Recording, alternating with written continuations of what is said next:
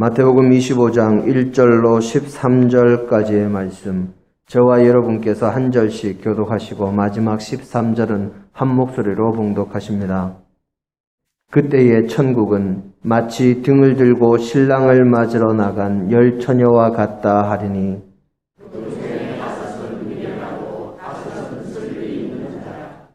미련한 자들은 등을 가지되 기름을 가지지 아니하고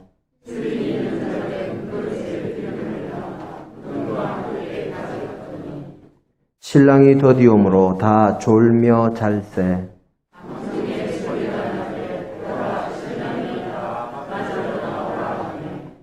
이에 그 처녀들이 다 일어나 등을 준비할세.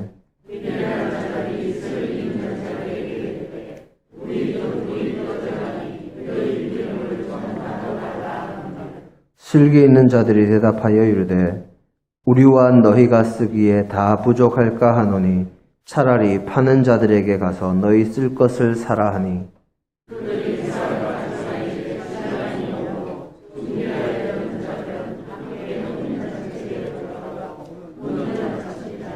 그 후에 남은 처녀들이 와서 이르되 주여 주여 우리에게 열어주소서.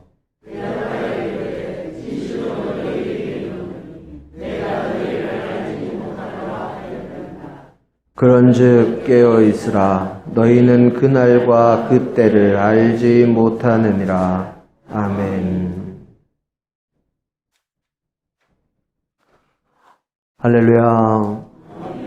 하나님의 따뜻한 사랑이 그리워지는 이 추운 아침에 우리의 온몸을 사로잡는 따뜻한 이불 속의 유혹을 물리치시고 이 자리에 나와서 하나님 앞에 예배하는 우리 하성의 모든 믿음의 식구들에게 항상 우리와 함께 하시고 은혜 주시기를 원하시는 우리 주님의 도우심이 늘 함께 하기를 주님의 이름으로 축원합니다. 지난 한 주간 잘 지내셨습니까? 네. 지난 주간 참으로 많은 생각을 하게 만드는 주간이었습니다. 연일 전국에서 500명이 넘는 코로나19 바이러스 감염 확진자가 나오고 이 김천에서도 확진자가 발생했다는 소식에 또 사회적 거리두기 1.5단계에 준하는 행정명령을 발령한다는 김천시청의 문자에 참 많은 생각과 기도를 하게 만드는 상황이 지난 주간에 이어졌습니다.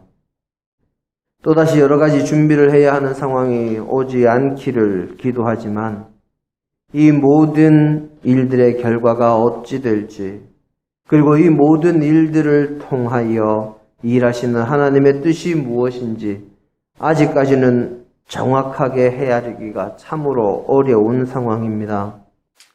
하지만 이런 시기에 의기소침하고 있는 것이 아니라 이럴 때일수록 그리고 이런 상황을 더욱 주님과 친밀해지고 주님의 뜻을 알아가고 우리의 심령에 주님을 모시는 계기로 삼아서 오늘부터 시작하는 이번 대림절에는 우리의 마음의 구유에 사랑으로 오시는 아기 예수님을 모시는 귀한 역사가 일어나기를 간절히 바랍니다. 오늘부터 대림절이 시작된다고 지금 방금 말씀을 드렸습니다. 우리 교회가 지키는 교회력의 절기는 늘 그 일이 일어나거나 그 일 후에 그 절기가 시작이 됩니다. 부활절도 주님께서 그 부활의 새벽에 부활하신 후에 부활절 절기가 시작이 됩니다. 또 성령 강림절도 마가의 다락방에 오순절 성령님께서 강림하신 그 이후에 성령 강림절이 시작이 됩니다. 그리고 주현절도 주님께서 세례 요한에게 세례를 받으시고 당신을 주님으로 드러내신 그 주현일 1월 6일 이후에 주현절이 시작이 됩니다. 그리고 성탄절도 아기의 모습으로 이 땅에 오신 예수님께서 오시는 그 성탄의 사건이 일어난 이후에 성탄절기가 시작이 됩니다. 그런데 오직 대림절만은 주님이 오시는 것을 기다리는 절기입니다. 미리 준비하는 절기지요. 이것은 이스라엘 백성들이 어려움 가운데서 메시아 되시는 주님을 기다리고 메시아 되시는 주님께서 오실 것을 소망한 것을 기념하는 것도 있지만 현재의 우리가 이 대림절에 2000년 전에 오신 주님을 기다리듯이 다시 오실 주님을 기다리는 연습을 하면서 미리 준비하라는 하나님의 은혜가 숨어 있는 것입니다. 대림절의 절기도 그러하지만 태양의 환경에 맞추어서 1년을 24등분한 24절기의 이름도 비슷한 측면이 있습니다. 지난 주일이 24절기 중에 작게 눈이 내린다는 소설이었습니다. 작을 소, 눈설, 소설, 작게 눈이 내린다 하는 날이죠. 우리나라의 24절기 이름은 기후와 농사하고 아주 밀접한 관련이 있습니다.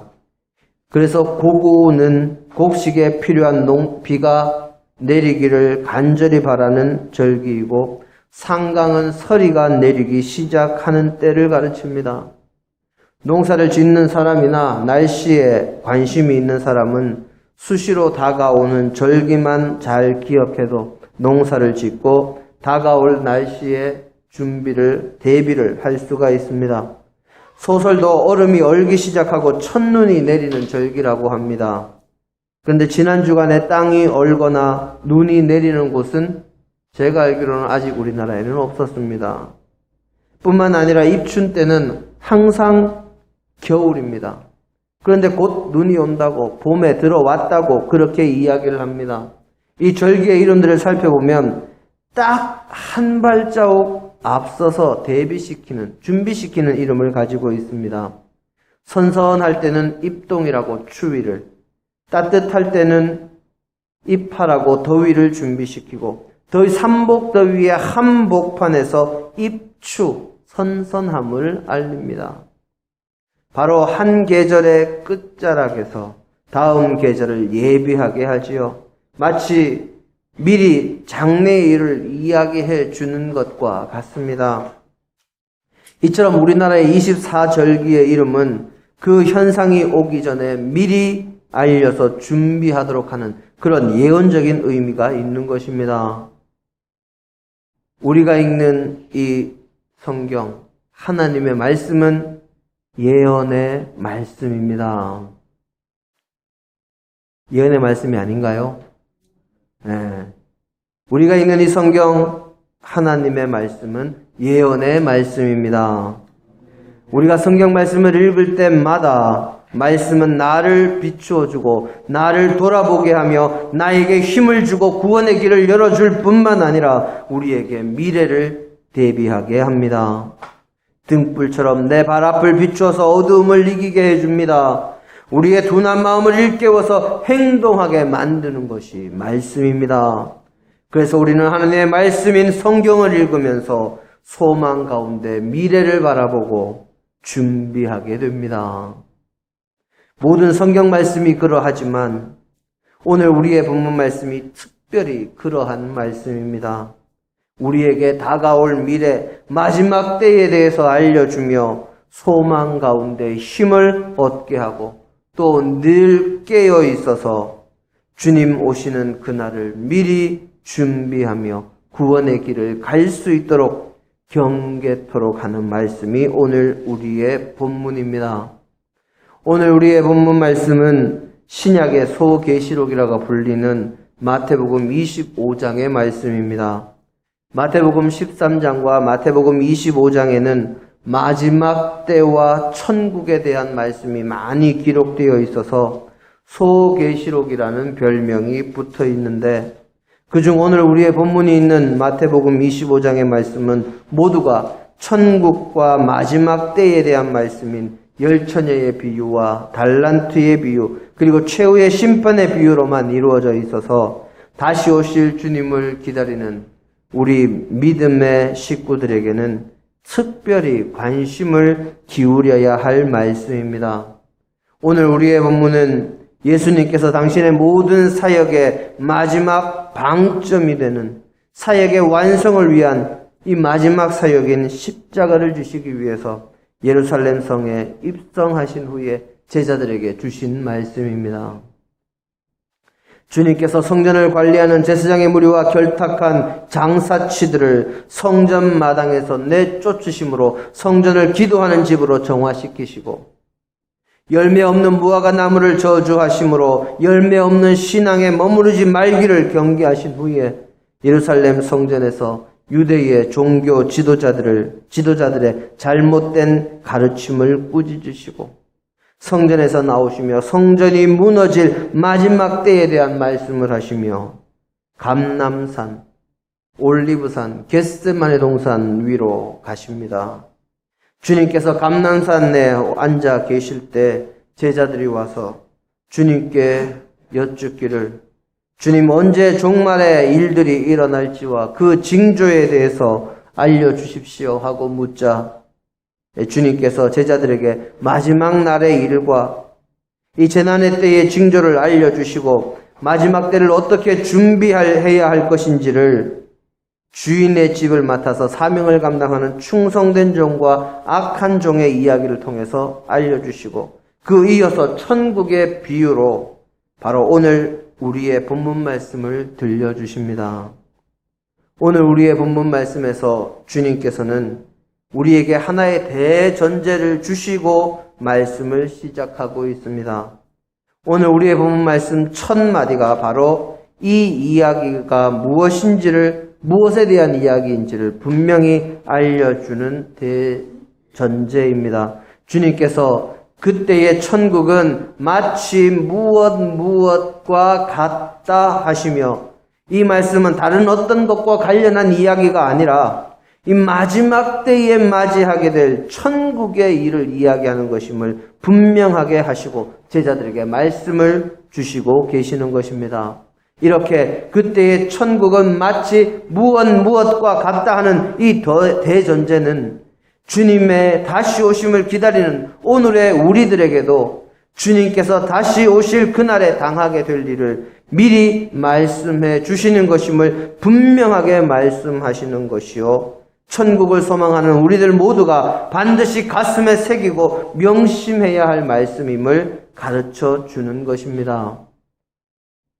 오늘 본문에 기록된 혼인잔치에 들러리러 간 10처녀의 비유는 아주 유명한 이야기로 자주 설교되고 자주 인용되는 말씀입니다. 그 내용은 혼인잔치에 초대된 들러리 처녀 10명 가운데 5은 미련하고 5은 슬기로운 자요, 유대의 관습상 신랑이 오후 늦게나 또는 저녁 때 오니 미리 등을 준비하고 기다리고 있었다 하는 것으로 이야기가 시작합니다. 그때 미련한 처녀들은 신랑이 저녁 때 올 것을 생각하고 등은 미리 준비를 했지만 기름을 넉넉하게 준비하지 않았고, 슬기로운 처녀 5은 혹시 신랑이 늦게 올지 모르니 등과 함께 기름을 넉넉하게 준비해서 잔치에 참여하였습니다. 신랑에게 무슨 일이 있는지 모르지만 모두가 신랑을 기다리고 있는 이 혼인잔치집에 신랑의 도착이 늦어지고 모두가 기다림에 지쳐서 졸고 자고 있을 때 멀리서 신랑이 온다 하는 외침이 들리고 모두 다 신랑을 맞으러 나오라 합니다. 그때 들러리 처녀들이 다 등을 준비하여 불을 밝히고 신랑을 맞으려는데 이미 시간이 많이 지나서 등에 있는 기름이 다 사라지고 등불이 꺼져가는 상황입니다. 미리 기름을 준비하지 못한 미련한 처녀들은 슬기로운 처녀들에게 기름을 나누어 달라고 하지만 슬기로운 처녀들은 기름을 서로 나누면 모두에게 부족할 수 있으니 가서 기름을 사오라 하고 먼저 신랑을 맞으러 나갑니다. 미련한 처녀들이 기름을 사서 다시 등불을 재정비하고 혼인집에 돌아와 보니 미리 기름을 준비했던 슬기로운 5 처녀들과 다른 사람들은 모두 혼인잔치에 들어가서 그 잔치의 기쁨을 누리고 있는 중입니다. 문을 두드리며 우리도 왔으니 열어주소서 하고 애타게 부르짖지만 안에서 들려오는 대답은 내가 너희를 알지 못한다 하는 무정한 대답이요. 그날과 그때를 알지 못하니 그런즉 깨어있으라 하는 주님의 경계의 말씀으로 이 천국과 마지막 때에 대한 이야기를 마무리하고 있습니다. 미련한 5 처녀의 입장에서는 너무도 무정하고 야속하고 억울하게 느껴질지 모르지만 미리 준비하지 못하면 이와 같을 것임을 우리에게 경고하는 말씀입니다. 오늘 우리의 본문 말씀을 보면서 이 시간 이 자리에 앉아 계신 여러분은 무엇을 생각하고 계십니까? 오늘 우리의 본문 말씀에서 우리가 알아야 하고 주목해야 할 것이 무엇일까요? 오늘 우리의 본문 말씀을 읽고 묵상하며 우리가 이 말씀을 예언의 말씀으로 받아들이며 우리의 미래를 준비하는 말씀으로 우리의 신앙을 바르게 하는 말씀으로 온전히 받아들여서 우리의 삶과 신앙을 바르게 하려면 3가지를 기억하고 기도하며 나아가야 합니다. 그중 첫째는 내용과 형식의 조화입니다. 10명의 처녀가 똑같이 혼인잔치에 들러리로 초대를 받았고 함께 같은 공간에 같은 자리에 모여서 같은 대접을 받으며 똑같이 등을 준비해 놓고 잔치에 올 신랑을 기다리고 있었습니다. 하지만 10명 가운데 혼인잔치에 들어간 사람은 5명 뿐입니다. 이들의 겉모습은 모두가 같았지만 그 형식은 모두가 같았지만 그 내용이 달랐기 때문에 그 중에 슬기로운 5은 구원받아서 천국 혼인잔치 자리에 들어갔고 미련한 나머지 5은 바깥 어두운 곳에서 우리가 여기 있나이다, 우리도 기름을 가지고 왔나이다 하며 소리를 치지만 안에서 들려오는 소리는 내가 너희를 알지 못한다 하는 무정한 심판의 메시지 뿐이었습니다. 겉으로는 똑같이 초대받았고 똑같은 자리에서 똑같이 등을 준비하고 있었지만 형식은 같았지만 내용, 그 안에 들어갈 기름이 준비되어 있느냐 그렇지 않느냐에 따라서 결과가 극명하게 갈린 것입니다. 우리 믿음의 사람들이 신앙생활을 하는 것도 마찬가지입니다. 우리의 신앙생활이 겉모습은 똑같다 할지라도 각자의 신앙의 내용이 다르기 때문에 그 결과는 완전히 다르게 나타날 수밖에 없습니다. 같은 자리에 같은 시간에 함께 모여서 예배를 드린다고 해도 그 마음의 자세와 그 속의 생각이 그 믿음의 내용이 다르면 결과가 같을 수가 없는 것입니다. 예배 시간에 말씀을 들으면서 아멘, 아멘 하며 그 말씀을 나의 것으로 받아들이고 자신의 삶과 영혼의 양식으로 삼으려는 사람과 그저 자리에 나와서 앉아만 있는 사람이 어떻게 그 결과가 같을 수 있겠습니까?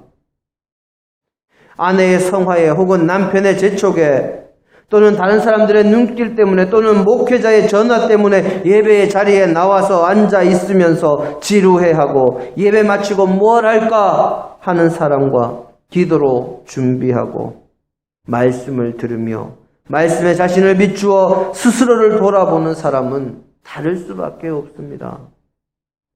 주님 앞에 나와서 예배하며 정말 피땀 흘려 얻은 물질로 헌금을 드려도 나를 구원하신 예수님, 나를 사랑하시는 하나님, 나와 함께 하시고 나를 도우시는 성령님께 감사하는 마음이 넘쳐서 주님 앞에 정성을 다해서 예물을 드리는 사람과 사실 이런 분들이 드리는 헌금은 그 액수가 중요한 것이 아니라 정성을 드리는 것이기 때문에 그 정성이 중요합니다. 옛날에 우리네 어머니들은 헌금을 드릴 때 은행에서 새돈을 바꿔서 준비하거나 그렇지 못하면 이 돈을 다림질로 다려서 그렇게 정성으로 준비를 했습니다. 그런 모습처럼 물질이 아니라 액수가 아니라 돈이 아니라 마음을 다해서 정성을 들였습니다. 그렇게 정성을 드리는 사람과 그냥 예배에 나왔으니 마지 못해서 드리는 사람, 남들의 눈이 있으니 그것을 의식해서 드리는 사람, 또는 하나님께 빛을 주고 투자를 하듯이 내가 이렇게 드리면 하나님께서 어떻게 돌려주시겠지, 내가 이렇게 주님의 일에 봉사하면 하나님께서 나에게 100배, 60배, 30배로 갚아주시겠지 하는 마음으로 드리는 사람과는 하나님 앞에서 그 결과가 완전히 다를 수밖에 없는 것입니다. 사람은 겉을 보지만 여호와는 중심을 보십니다. 그 내용이 바르지 않으면 형식은 아무리 좋아도 의미가 없습니다. 물론 내용이 좋아도 형식이 부족하면 문제가 있겠습니다마는 우리가 마지막 때에 준비된 자가 되려면 내용과 형식이 함께 잘 조화가 되어야 합니다. 두 번째로, 정말 주님의 말씀을 예언의 말씀으로, 그리고 오늘 우리의 본문을 읽고 듣고 묵상하며 바르게 살아가기 위해서는 기름이 무엇이며 그 기름이 준비되었느냐 하는 것을 살펴야 합니다. 우리의 신앙생활의 내용이 되는 기름, 우리가 천국에 들어가기 위해서 준비해야 할 기름이 무엇일까요? 그것은 성경의 다른 구절들을 통해서 주님께서 우리에게 분명하게 말씀해 주셨습니다. 우선 마태복음 25장 31절 이하에 나오는 최후의 심판의 비유에서 마지막 때에 주님께서 이 땅에 오셔서 영광의 보좌에 앉으시사 모든 민족을 그 앞에 모으시고 심판을 하십니다. 그때 사람들을 목자가 양과 염소를 나누듯이 오른편과 왼편에 나누시고 한쪽은 천국으로 한쪽은 영원한 불에 들어가라 판결하십니다.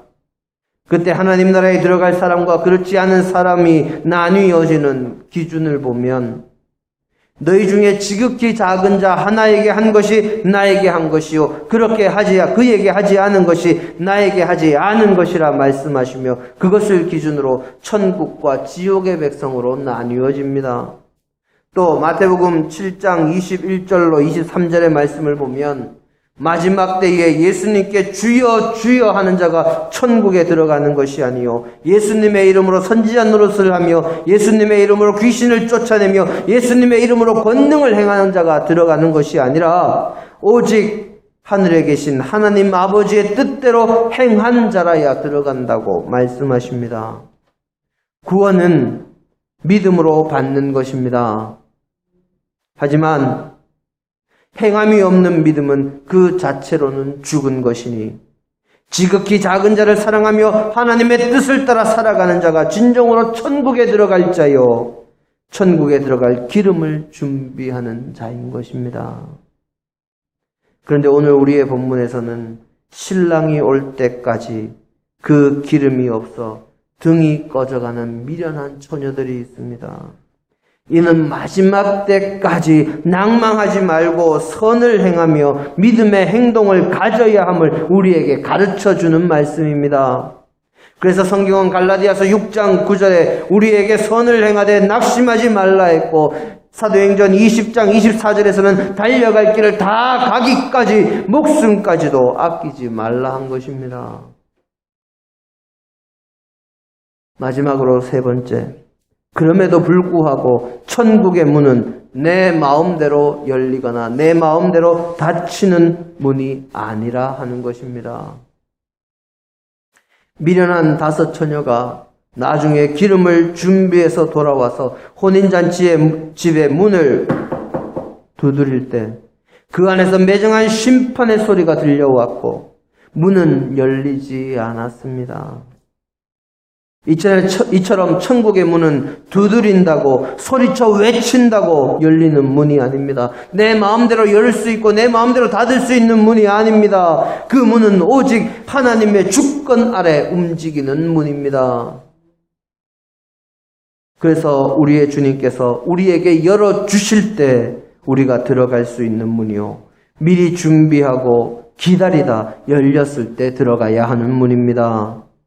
계시록 3장 20절 말씀에 주님께서 내가 문 밖에 서서 두드리니 그 소리를 듣고 문을 여는 자에게 내가 그 안에 들어가서 함께 먹고 마시리라 주님께서 말씀하십니다.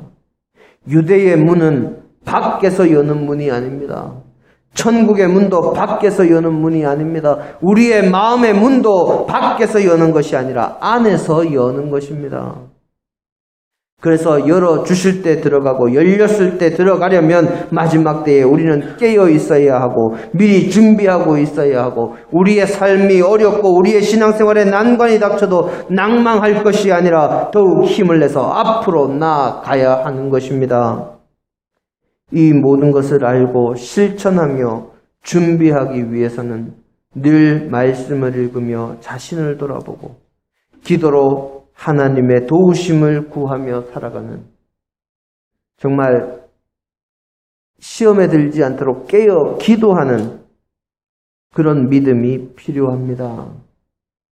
사랑하는 성도 여러분, 주님께서 아기의 모습으로 오신 것을 기다리는 대림절이 이제 오늘부터 시작이 되었습니다.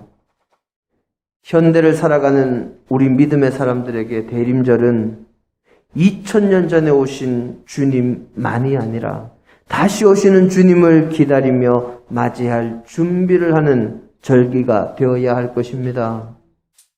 그러기 위해서 오늘 본문의 말씀을 생각하며 우리들 자신의 모습을 스스로 돌아보고 자신의 신앙의 형식이 아니라 내용을 점검하고 우리의 믿음으로 주님 오실 때까지 낭망하지 않고 주님의 뜻대로 살아가기 위해서 기도로 도우심을 구하며 깨어 있어서 주님께서 열어주실 때 들어가는 준비된 영혼들이 다 되셔서 주님께서 다시 오시는 그날 기쁨으로 천국 잔치에 들어가는 믿음의 백성들이 다 되시기를 주님의 이름으로 축원합니다.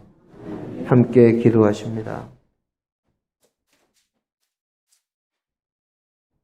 우리를 사랑하시고 우리를 붙드시며 우리를 천국에 들이시기를 원하시는 하나님,